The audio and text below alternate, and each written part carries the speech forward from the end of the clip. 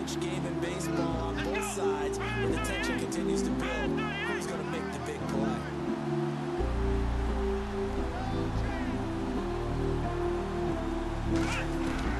Second and 10, it's Taylor again. Forced out to. Ain't no party like a thug life party, cause a thug life party. Come on, you know what I'm saying? Ain't no party like a thug life party, cause a thug life party. Now we out. Ain't no party like a thug life party, cause a thug life party.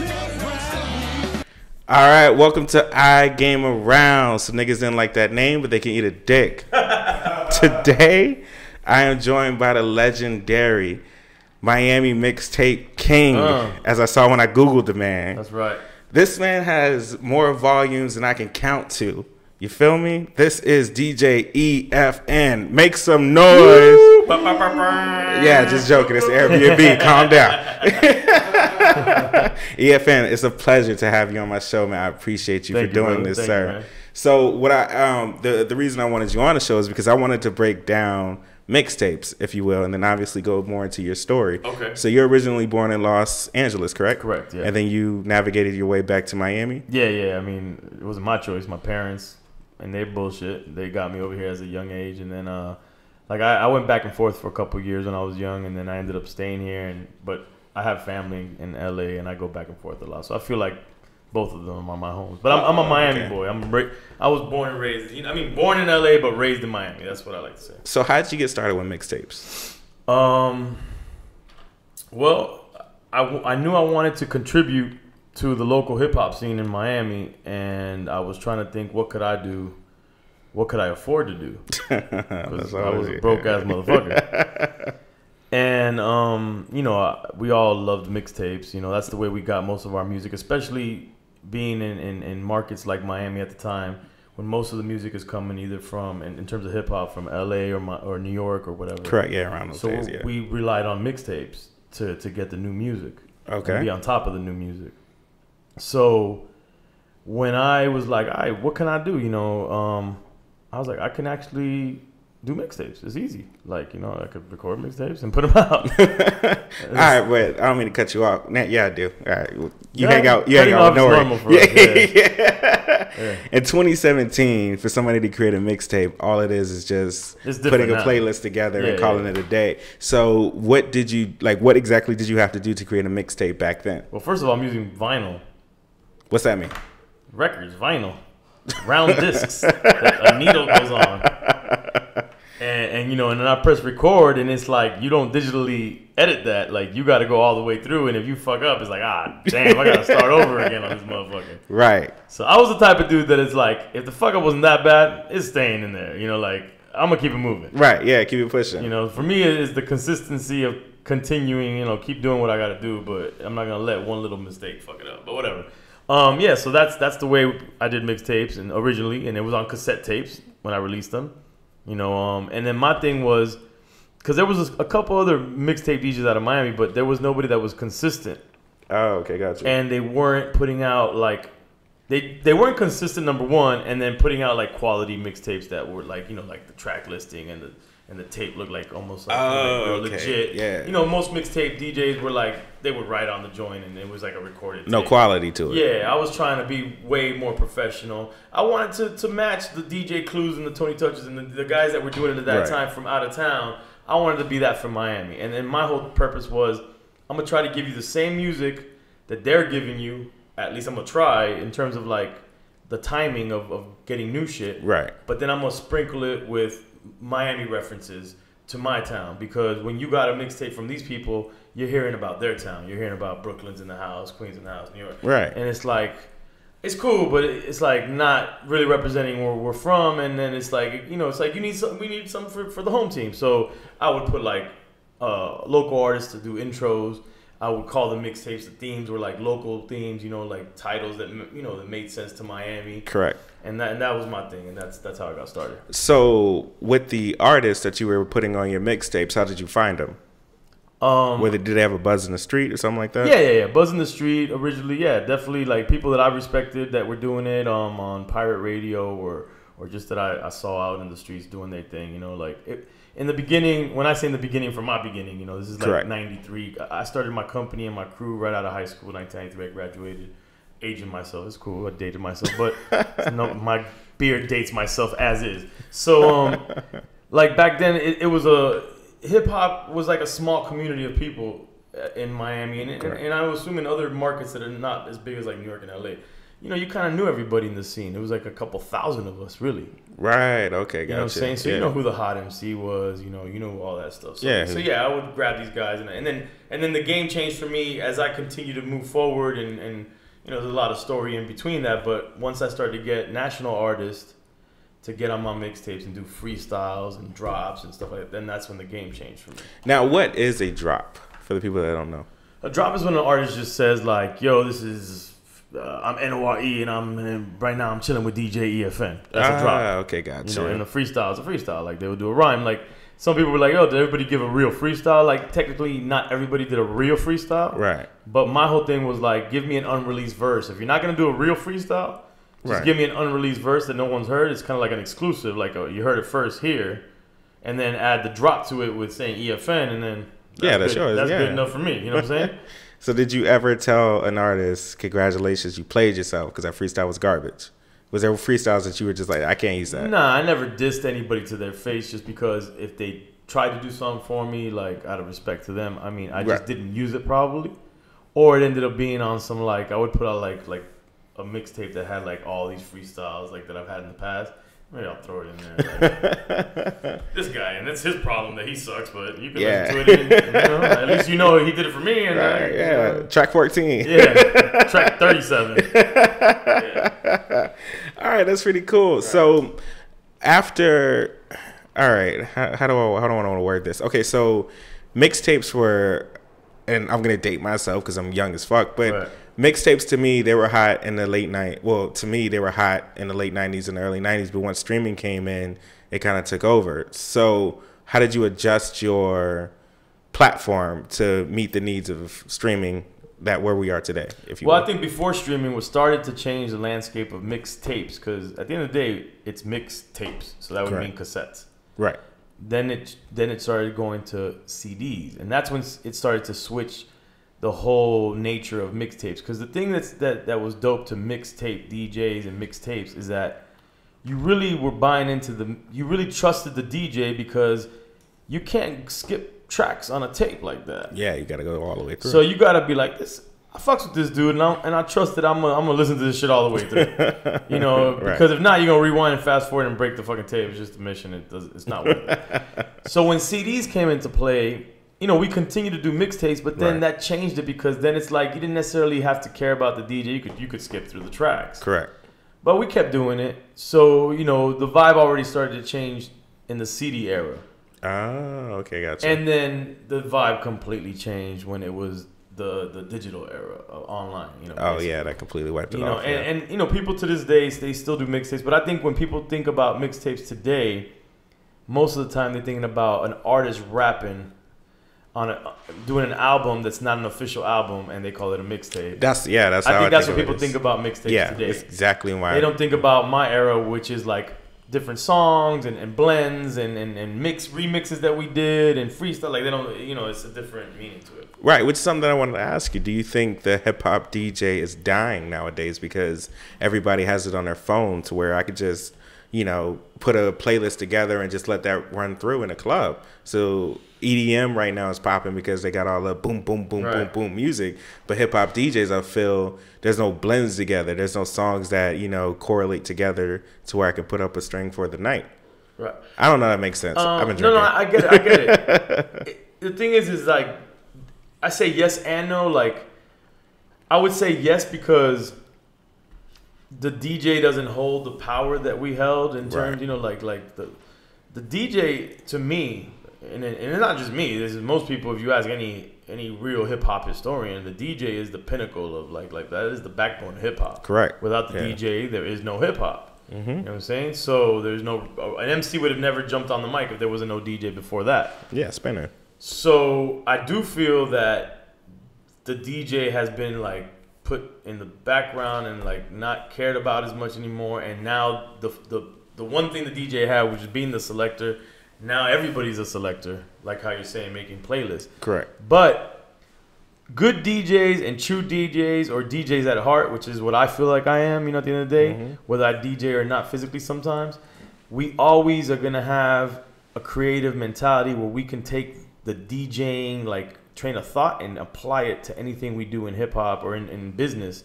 And I feel like there's a lot of DJs or ex-DJs or whatever, however you want to call it, that are doing a lot of big things. And then a good DJ is always going to stay working, man. Like, if they're always out there spinning like a Jazzy Jeff or a Questlove spinning out there. Right, crack's going to always sell. Yeah. As long as it's good, it's always going to have a place. For sure. Sorry, I've been drinking. You're using that more than we do. Yeah, I know. I'm trash on Drink Champs. All right, so back in those days, back in the days when you first started your mixtapes, were there open mics for artists and things like that? So where you can go to, a little local bar or something like that, and then they had people rapping or anything like that. Was there stuff like that back in the day? Yeah, there was. It wasn't that often, but there was like showcases and open mics for MCs and. But battles. You never find anybody like that. Like, you never went to one of those and was like, oh, shit. Nah, because the guys that were buzzing in the streets didn't necessarily have to do that.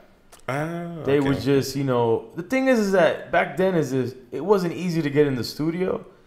So if you got in the studio and you started laying tracks, then you got heard because automatically you're serious and your shit's getting, people are like, I got to hear this. And then you'll know if it's good or not because now you're getting heard. So it's like it was easy to just know who was doing stuff and who was serious, and it was easier to buzz back then because just as long as you got in the studio, press some records up and put it out, it's gonna be heard. It's either gonna flop or not. You know what I'm saying? To the people. Yeah, not necessarily radio, but to the people. It's gonna It wasn't really on the radio like that yet. Yeah, mess with it. Wait, it wasn't on the radio. Nah, Miami was late when it came to hip hop on radio. Like even with Uncle Luke. I mean, he was vulgar, but no. The thing is that, and this might be longer than we can have on your podcast, but in like the late 80s, well, I would say more early 90s, Luke and that whole movement bass was not considered hip hop. Miami bass music. It was like a dance music that was like the cousin of hip hop. Oh, okay, gotcha. And so those guys didn't really affiliate with the hip hop guys in Miami. And for some reason in the South and specifically in Miami, they would look at like lyrical hip hop as like a New York phenomenon. Oh, and it was like very segregated. Yeah. Now me coming like from LA, and then a lot of my friends that that are not from Miami, like that were raised though, but they come from other places. We didn't like. We were like, we love bass. Like we love Miami music, Miami bass, and we love hip hop. So like it was all a part of our culture, but bass and hip hop were like separate things at the time. Oh. And it wasn't, and it was a long time like that in like the inner cities of Miami. Like, they would say, like, oh, you listen to that New York shit. Really? You know what I'm saying? Like, to them, it was, like, either Miami bass or gangster rap and that New York shit. Like, if you said hip-hop was a New York shit, and then NWA was, like, that gangster shit. Yeah, gangster rap in the West. And then Miami music was Miami music. So it wasn't until, and this is the power of radio and shit like this, it wasn't until radio started playing hip-hop and they started using that catchphrase that everybody was using across the country, which was, where hip hop lives, you know how the radio. Oh yeah, Hot 97 uses that the most. That's when the folks in most of Miami, specifically more in the inner city, started to be like, oh, it's all hip hop. Cause I used to have arguments with all my friends from the inner city. I'd be like, dog, it's all hip hop. No matter what you say, it could be whack hip hop, good hip hop, gangster hip hop, conscious. It's all, if they rapping, it's hip hop. I would always explain that to them. Vanilla Ice is hip hop. Whether we like it or not, he's hip hop. Yeah, he's hip hop. You don't have to like it, but it's hip hop. Yes. And they would be like, nah, dog, this is gangster rap shit, Miami bass shit, and then you do that New York shit over there. So that was always the argument. It sounds like mumble rap. Yeah. So was there? All right. So I'm not gonna. Obviously, Luke is the king of Miami. No, Luke is there. Yeah, there's no denying that. And for hip hop, what I'm telling you is, I'm not saying that he thought that way. It's just the way it was. Right, that's how it worked. Yeah. But I mean, I'm not gonna. Obviously, he was the one that got the parental advisory sticker on every single. And he changed the independent game completely for everybody. He went to court But was there another artist that you thought that came out of Miami that was just super lyrical that could compete with the New York guys? Absolutely. I put out an album in 2015. It was my first studio album, and I put her on there because she was just so she meant so much for us in the scene. Mm-hmm. And her name is Mother Superior, and they used to call her the female Nas. Really? And she's straight from Miami, from this area called Ghouls. You know, she was straight from the hood, and she rapped, and she did a song called "The Rock Bottom," and because the nickname of Miami was the bottom of the map, the bottom. Oh, we're totally at the bottom. I was gonna say that makes sense. Yeah, and she had an album that she recorded, and on that album she had Karis One and Breadman. And her first video was directed by the Jizza at the height of the Wu-Tang. Really? Yeah, and she in the album, the whole album is representing Miami. She had Karis One saying a hook where he was like, "Where you at? Where you at? Miami's on the map." And what happened was she was signed to Island Def Jam. She was the first super lyrical hip hop artist signed to a major. And we were all excited. We were like, this was gonna change the landscape. Yeah, it's gonna make the a game. future of Miami hip hop. Hold that for a second. Fuck y'all, touchdown. All right, go ahead. Oh shit! I'm sorry. Go ahead. But then she, the label shelved her album. What label was she signed to? Island, which is kind of now you could kind of say it's Def Jam. Yeah, it became Island Def Jam. Yeah, okay. But it was before the merger with Island and Def Jam. But also she made a mistake where she moved from when she got signed. She moved to New York to try to be closer to the industry, and we all in the scene out here took it personal because we had a grudge against New York because of all the locally shit that they talk. People here are saying, y'all New York, y'all repping New York, which is not true. And then New York motherfuckers they all hate, they look down on the South, so it's we weren't being respected here, we weren't being respected in some aspects in our own city.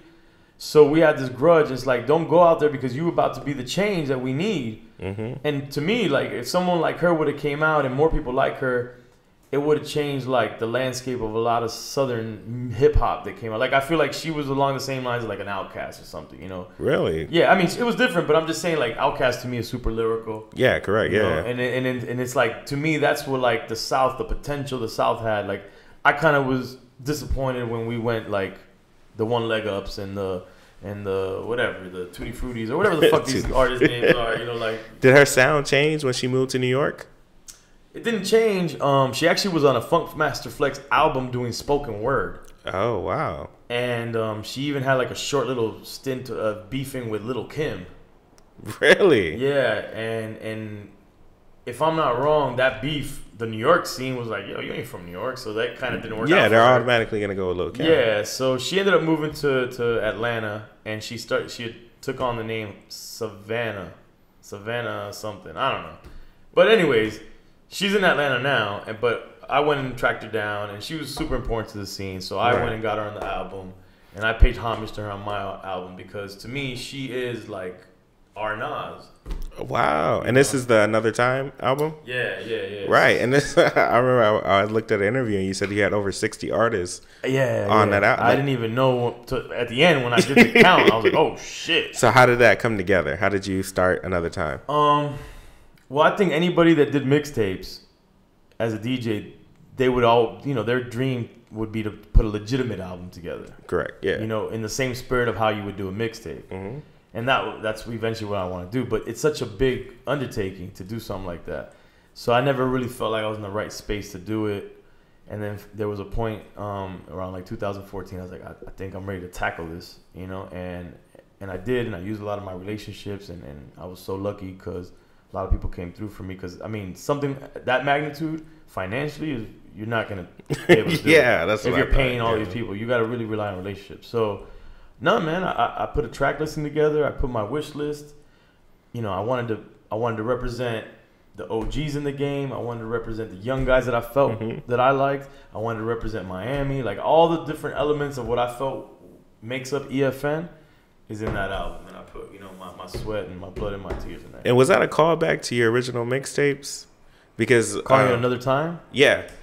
Yeah, it's just saying because I saw the albums on the floor and everything like that. It's just saying that this is I'm from another time. I want to give you the feel of what I felt in that era. When I was listening to albums, I'm trying to give back that feel. Oh, okay, you know. Gotcha. But it doesn't necessarily mean that I'm only gonna have old school guys, or I'm only gonna have like I showcase young Miami guys or younger artists on there, but I mix and match them like a mixtape with OGs that I know they would sound good with. And my whole thing is if you know the young guy, if you're young, then you'd be like, yo, who's that? Damn, that other guy that raps. He's older, man. That was dope. Yeah. Or the older dude that might not be checking for the younger dude, listening to the older rapper that he knows, and then he'd be like, yo, who's that younger dude? He's nice. And I'm just like trying to bridge the the gap. Yeah, and it's like saying, but at the end of the day, that whole cloth is cut from another time. Right. Oh. That's where I get my inspiration from. So, which brings me to my next question. How did Denzel Curry and Gunplay get on the same record together with Lane to Lane? Again, it's me bringing the kind of the older and the newer. Even though Gunplay to a degree is in a newer generation bracket, but he's an OG in a sense in the streets, Yeah. So, and he's from Carroll City, and Denzel Curry's from Carroll City, and Denzel Curry looks at Gunplay as his OG. Right. Yeah. And they had never done a track together, so it was like Denzel was like, "Yo, I would love to do a track with Gunplay." And I'm like, well, this is what DJ EFN is here to do, guys. Let's make this happen. I'm here to provide it for everybody. Yeah, man, I want everybody to be happy. We did a video and it was dope and it was totally representing the city. I saw the video. Yeah, that was a hard song. I ain't gonna lie, because that's because obviously I listen to a lot of podcasts, and Drink Champs obviously is the #1 podcast that I listen to, but I didn't know anything about you at the time, and then I was like, EFN, who the fuck is EFN? And no shots, but I don't curse at me, bro. But no shots. I don't listen to Nori either. I was born and raised in Tampa, so I'm pretty much Southern. Right. But when I started looking you up and I started listening to another, I was like, yo, who's this nigga? I was like, yo, this shit is raw. And then I heard Lane to Lane and I saw the video. I was like, yo, what is going on? Like, why is this man the underkept secret? Why is he a secret of hip hop right now? Because this is ridiculous. Thanks, like, this album was raw. Thank you. So do you have plans to do another album? I do, man. I would have done it sooner. It's just Drink Champs is like totally like taking over my goddamn life. And not to mention that I'm still doing coming home films, and I'm trying to get those, a new one done. And that's exactly what I would get to. Explain to the people what is Coming Home. So Coming Home is my passion project, where it's a film series right now, where we go to different countries, and the way I try to word this properly, we explore the country through hip hop culture. Right, and you have a example of that. What's the food guy? What's his name? I say Anthony Bourdain. Yes, okay, yeah. Anthony Bourdain. If anybody knows his show, like I would like to be the Anthony Bourdain of hip hop, or create that brand. It doesn't necessarily have to be me. Eventually, I could produce it and it'd be somebody else. But I want to create that for hip hop. And basically, what Anthony Bourdain has done is he's in the food world. He's a chef, so he goes to these countries and he uses the food to connect and show you and teach you about the country. But it's not all about food. It's just that's what he knows, so he uses food. Correct. So he sits down with people and they eat at restaurants, but they talk about politics. He takes you and shows you parts of the country, and you get deep into things about that country. Same thing is what I want to do about hip-hop, because people would watch Anthony Bourdain and don't give a fuck about food, but they like the show. Right, yeah, they want to know about the culture. He's won Emmys for those shows. Oh, wow. And now it's on CNN. So I want to do that for hip-hop. Like, I want hip-hop to be the catalyst, because that's what I do. That's what I know. Correct. And hip-hop is worldwide. So use hip-hop as the catalyst to travel the countries. And then not only can a hip-hop audience in the States learn about other cultures and other countries, but then these other countries as well, hopefully they can, appreciate that we're trying to, like, learn about them as well. And it's just like a cultural exchange thing. That's the important thing. So you went to Cuba in 2012. Right. My first time in Cuba. My family's from Cuba. Right. Yeah. And I saw that.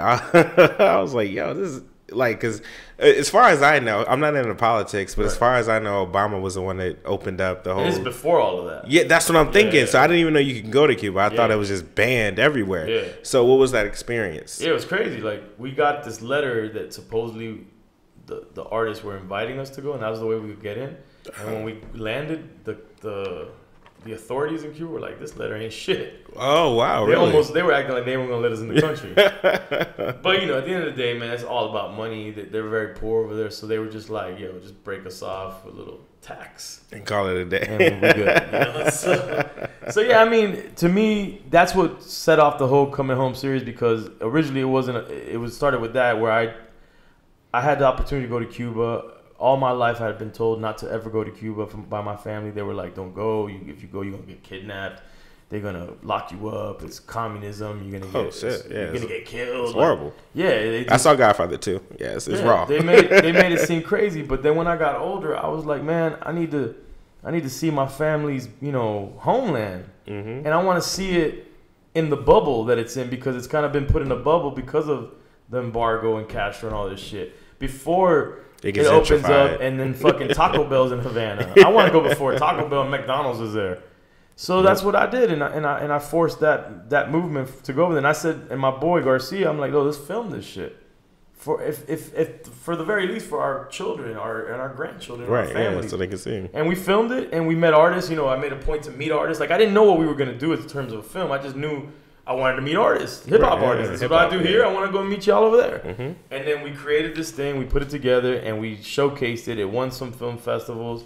And then people said they loved it. People that weren't Cuban and people that weren't Latino, they were like, "Yo, this shit is dope." Yeah, it is. And that's when I got the idea. I was like, let's travel to other countries. And then, like, my boy Rich is here. We went to Haiti, and he's Haitian American, and he had never been to Haiti. We took him to Haiti. My boy Boris, took him back to Peru, and we went to Vietnam. My dad fought in the Vietnam War, so I used that, angle. Oh, and wow. I went to the battlefield where he fought in the war. And then now we went to Colombia. We took my homie Weird Thoughts, aka Drink Champ Sports. We took him back, to Colombia for the first time. Not back. He'd never been to Colombia. Yeah. So that's what we're doing, man. But eventually the goal is to create a weekly series like an Anthony Bourdain. Or where you travel to different countries. Yeah. Peru, because I saw the episode, you had a driver that told you we had to double check to make sure that you really want to go here, because that's a very dangerous neighborhood. Yeah. So were there any events that wasn't recorded, or maybe had been recorded but just edited out, where you were something might happen? Well, the guns came out when we got there. Wait, what? yeah. When we pulled into that neighborhood, Callao, we ended up being in a dead end. And there was these dudes like playing basketball. I think we showed them playing basketball in the movie. Yeah. And it was a dead end. So when we get out our little, these sprinters that we're in are fucking Mercedes sprinters, like horrible. Like when you're traveling in poorer countries, being in a Mercedes you sprinter. Get what you get, yeah. So it looks a little crazy, you know what I'm saying? I'm about to pull up on you. Yeah. So we pull up and we get out, and they were just showing us like, yo, y'all in our hood, and the guns came out. They just showed us the guns. And then my boy Garcia, who's with it, he's like, he tried to get them to pull the guns out again because the cameras went out. And I'm like, yo, my man, calm down. We don't need them to pull out the guns again, because maybe when they pull them out again, it's not going to be for the right reason. So we let that go. But yeah, that happened there. And in Haiti, we went into Cité Soleil, the slums of Haiti, but it was a beautiful thing, man. Like the people really, culturally, because of hip hop, like that connection, it's been beautiful. It's kept us safe up to now. The whole time. So, never mind. I don't need you to be divulging what you're doing next with that. So, with what? With Colombia? Yeah, no, after Colombia. Oh, I don't know yet. I mean, China, Dominican Republic, we don't know yet. Yeah. Oh, that's a matter of fact. No, you said it on your podcast. Yeah. Mongolia? Is that where you want to I want to go to Mongolia. Yeah, for Mongolia. Sure. Yeah, that's what it is. I definitely want. I want to go. The thing is, for me, is that as I'm doing these one-off, Revolt TV's been picking them up. Right. So they've been, luckily giving us some paper. Kind of check, yeah. Yeah. But, at the end of the day, as I'm doing one-offs, I have to invest in them originally before they get paid, before they license them. So if I'm going to go, I want to go to, like, countries that nobody thinks about going, or you're not going to see your average TV show going to that country, because I got to do something a little different that people be like, Mongolia, what the fuck? Who the fuck goes to Mongolia? And that's what motherfucker, I'm going to Mongolia. And that's why I'm picking these odd countries. One-off city. Yeah, I got you. Yeah. That's dope. Like, coming home, I saw the Cuban one and I saw the Peru one, and I was like, what? There's hip hop in Cuba? I had no clue. And then I saw when Garcia was explaining how to flush a toilet in Cuba. He fucked up my toilet. And that's what he said. He said he fucked it up. And I was thinking in my head, I was like, you know, obviously, you know what. Excuse me, sorry, hiccups, drinking. Anyway, you hear the stories about, you know, poor people in America, you know, first world poor. But then when you go to Cuba and then you see, or somebody else like yourself goes to Cuba and you see the documentary, it's a hell of a lot different being poor in Cuba than it is being poor in America. Absolutely. And I was thinking to myself, I was like, wow, this is let's not get into it. There's probably some places in America that are pretty fucked up. But for the most part, poor in America is totally different from poor in a third world country. Right, yeah. We're and first I don't even like poor. to say third world because they take offense to that as well. But in poorer countries, when you throw in water, first of all, when you're taking a shower and the water's leaking, just a leak, that's the shower. Yeah, that was... You know what I'm saying? And when you got to flush the toilet with that same leak of water and you got to dump the bucket of water, like, yeah, man, you just appreciating, like, food was scarce. Like, they didn't have, like seasoning, like, so you could have a piece of chicken, but it tasted like nothing because they didn't have proper seasoning. Too, yeah, you know, we went to eat pizza and they was like, "This is the best pizza place in Cuba," and their cheese wasn't cheese. I don't know what the fuck it was. You know, it was like some cheese whizzy type of thing. You know, like really, yeah, but they just don't have it like that. And the thing is, when you go and it's so poor, but they're so happy. Mm-hmm. You know, and then this is getting away from politics. You know, I'm not talking about the politics. I'm just saying that. From my travels, I've experienced, and this is Haiti and everywhere, that some of the poorest people sometimes end up, like, I'm sure they want more than what they have. But what I'm saying, they seem to be pretty happy, you know, in life. Like, sometimes when you strip away all these material things, like I don't know, it seems like, I don't know, they just seem happier. Right. I got the same philosophy. I think you have happier moments when you're poor versus when you have everything in your life because once you have everything, then you become less appreciative versus when I don't have that and then I get this or I can help out somebody and I feel like I just fucked this all the way. All right, we good. I feel like when I'm poor and I can help somebody, I feel like that feeds my soul because I remember, I think it was Cuba if I'm not mistaken, but y'all were looking for food and everything was closed. Yeah. And you stumbled upon a lady who, wanted to cook spaghetti for you. Yeah. Mom, Like that to me, you know, I don't have that much, but I'll give you what I have because, you know, I know what it's like to be in that situation. And I feel like that's what not poor people. Don't. I mean, look, whatever. Yeah. Whatever. We're trying to be as politically correct as possible. But correct. But we mean well. Whatever we're saying, we don't mean harm or anything. But I will tell you something that happened in that scene that I didn't put in the movie. I've only mentioned it a couple times was when they had made a spaghetti, right? Those people. And when I went, and then they made some like plantain dish as well. When I went to go take like a fork full of the plantain stuff, and I'm bringing it towards my mouth, and they're like, it was like a daughter, her friend, and the mother, and they're all like super nice, feeding us, you know, and they're just like watching, all happy that we're eating. And as I'm bringing the fork to my mouth, there's a maggot in the joint, and it's going like this. And I had a choice to make in a split second. Do I like freak the fuck out and then make them feel like total shit? Yeah, because you are. Or do I just fucking thug it out and eat it? I thugged it out. I swallowed the maggot, and then I just lost my appetite. And then luckily, right at that moment, I think we showed in the film, the dude Zombie, that's a Cuban dude that we met over there that was wild. He tracked us down. I don't know how he found us. And he's like, hey, and he was always hungry. So he was like, I was like, oh, you want to eat? Sit down right here. And he ate all the food, you know, all of my food. So then let me ask this. If he thugged it out in Cuba with the maggot, why couldn't you thug it out in Peru when they had the little worm shot? Oh, yeah. Well, first and foremost, Cuba was the first of, and I said that I'm going to thug it out in every single way. It should be in there, yeah. I'm going to thug it out in every single way when it came to... Oh, to the right. No, to the right. What are you looking for? The bathroom? He's looking for the water. It's in there. No, in a refrigerator on the left side. Bro, the automatic joint, yeah, bro. If it's not in there, then... Yeah, all right, there you go. You got it. We got you.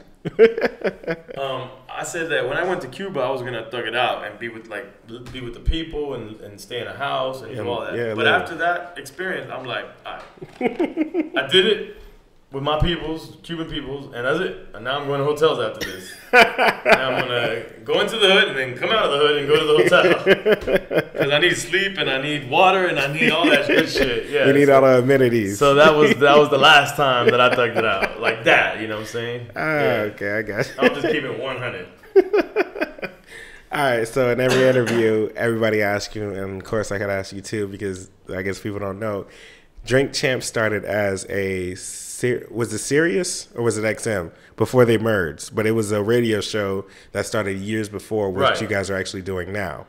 Right, which it wasn't Drink Champs. It wasn't called Drink Champs. Right. It was Militant and Crazy Raw Radio, and it was on XM, and then it was on Sirius XM, and it was for a couple of years, and we were on 3 different channels on satellite radio throughout those couple of years. And yeah, if you go and you Google it or YouTube it, you'll see some old footage.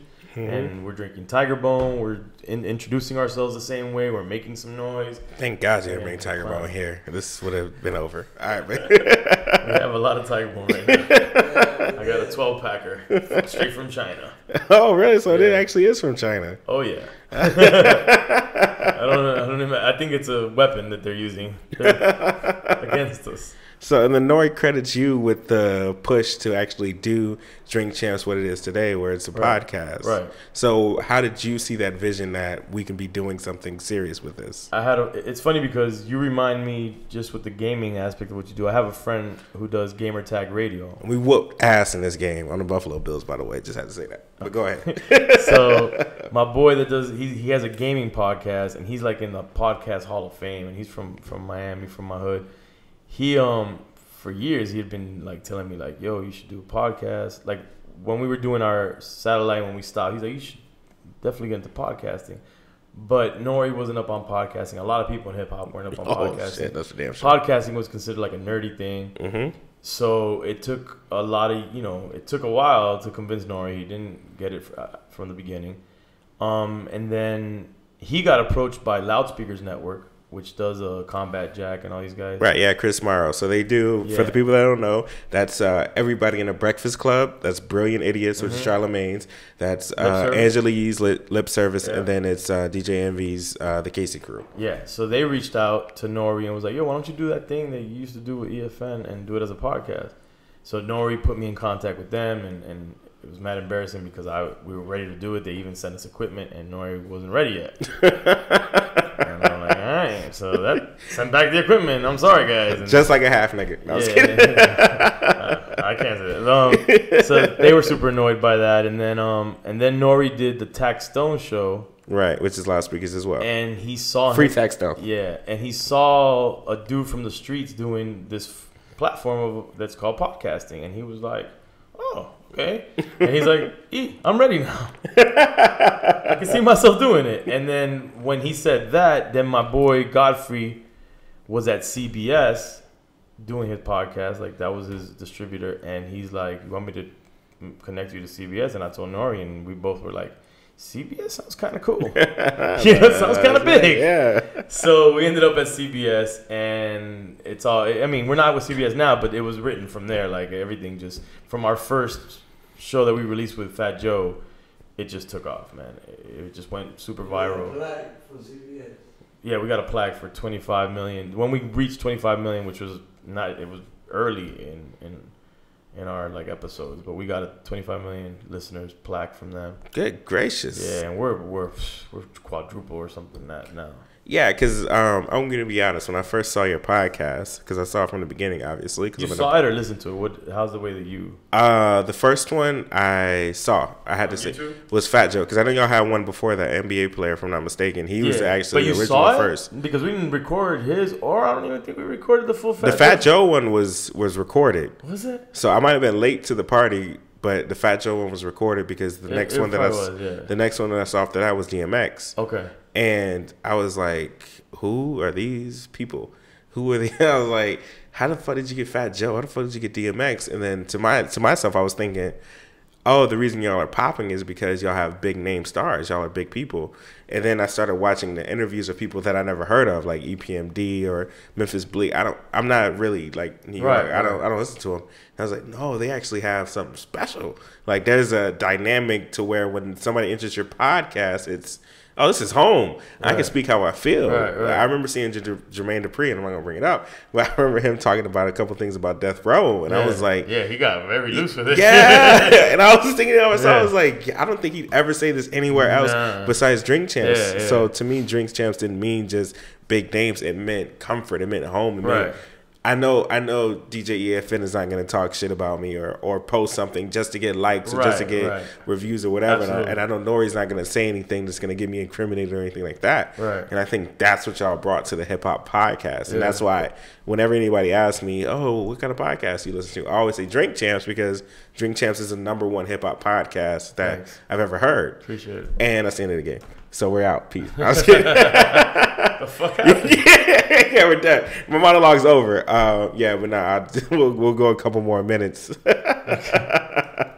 But I did want to ask you. So, if all right, let me see how I want to ask this question, because you guys only interview legends, correct? Not really, man. That's blurry because Nori, you know, I like to say we're home to legends.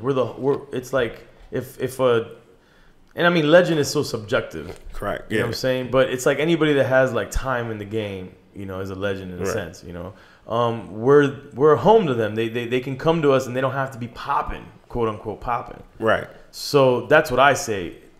There's been times where Nori's been drunk and he said only Strictly Legends. I even said that today by accident. Strictly Legends. It's not Strictly Legends, because that's not the way that I say it to fans, because fans get mad when they're like, yo, that person's not a legend. Why'd you let him on? Okay, and what I say is this. I said, look, man, it's in the best interest of all these people that you consider legends for us to have other people on the show that broaden our audience base, because when that legend that you care about comes on the show, then it broadens their audience. And that's, you know what I'm saying? So, like, people got mad because we had Amber Rose on the show. Right. You know what I'm saying? But, like... That's what she said to think about Philly, and there's some pretty Philly girls. That was hilarious. But, you know, that brought in our female fan base when we had her on the show. Okay, so when we have KRS-One after that, now there's people who would never be checking for KRS-One who might be listening now to Drink Champs because of Amber Rose, and now they're checking for KRS-One. So you got to look at the positive versus the negative. The key thing is that we're home to the legends. Like, if a legend says, yo, I want to do Drink Champs, we not being like, you're not popping right now. You're not, your Instagram don't got enough followers. That's not it. If we think you're a legend, if you got a viable, you know, you mean something to the culture, this is your home. You're welcome to come at a drop of a dime. And that's what I feel is the key thing for Drink Champs. Okay, I got you. Yeah. I like that. So, all right, so, I gotta ask this because it's strictly me. I don't even fuck about the fans or anything like that. But I've always been an R&B nigga. Strictly 90. You're an R&B dude? Strictly. I don't really listen to rap like that. Okay. Except for Side the Prince, No Dope on Sundays. Shout out. Dope. Yeah. He did a track with my artist Mayday. Oh, really? Yeah. All right. So that like. But the first R&B artist that you had was A Dream, correct? Nah. We did an episode that it was the Dog Pound with Drew Hill, but I don't count that because... How you don't count Drew Hill? Because it was a Dog Pound, Drew Hill, and then... But they were the first R&B acts on the group. That's Drew Hill. All right, never mind. They legendary. Yeah, you're right. Excuse me, take that back. And my ex-girl was in the Thong Song video. Oh, we're not going into that. That's a running joke on a Drink Champs. I mean, it's a fact. Yeah, it's a fact. Nori twists that truth all day long. I see that. Yeah, he can't tell the story right. Nah, he flips it all the time. And then people look at me crazy. I'm like, bro, he's saying the story wrong. Like, we actually broke up before she started doing all of that. And then you saw her, right? Like, we're cool. Like, if we see each other, we're mad cool. So, do you have plans to have any more R&B artists? New Edition, Johnny Gill, those kind of people. Bobby Brown talking the crazy Coke stories. I saw the Earth guy. That shit was hilarious. Yeah, man. I mean, look, everybody. Yeah, there's definitely R&B artists that I grew up listening to that I would love to have on the show. Right. And yeah, I mean, look, I'm really not opposed to almost anybody that has like a credible, viable career. I think if they come into our world, it's like even people outside of hip hop. Because people be like, oh, you had this person. They're not hip hop. Look, the minute someone walks into those doors of Drink Champs, we are hip hop. Me and Nori, I'm a DJ, he's an MC. We are hip hop. So the minute they enter that, they in a hip hop environment. It's a hip hop podcast. I don't give a fuck if fucking Trump comes in that bitch. It's hip hop, you know? Yeah. Because we make it hip hop. Correct. So yeah, I'm open to all kinds of R&B artists coming on, man. And I hope. I mean, I would love to have Mary J. Blige. Oh, that to me would be amazing. That'd be dope. You know, yeah. She's the only woman to think like she has to go through pain before she makes a great album. Oh yeah, that's horrible. Yeah, I know it's fucking horrible thinking, but horrible. Yeah. I do think that. Don't put yourself through that. All right, yeah, fans. So normally I end the show on a quote, but what I want to do with my guests is I want to say, if after this whole hour, if somebody tunes in and only listen to the last 30 seconds to the minute of the show, what would you like them to take from that? If they listen to the last 30 seconds of this show, right? What would you like to take from what you've been saying throughout the whole show? Fuck bitches, get money. All right, so drink some more and make some noise. Matter of fact, me speaking as a Drink Champs fan, we thank you and Nori for killing your kidneys so we can have dope hip hop stories. Thanks, yeah, we donate our liver to the hip hop Hall of Fame. We appreciate that. All right, so as he said, fuck bitches, get money. I didn't say that. That's what you said. I said money, cash, hoes. It's been another episode of I Game Around. DJ EFN, thank you for joining us. Thank you for having me. And we out. Peace.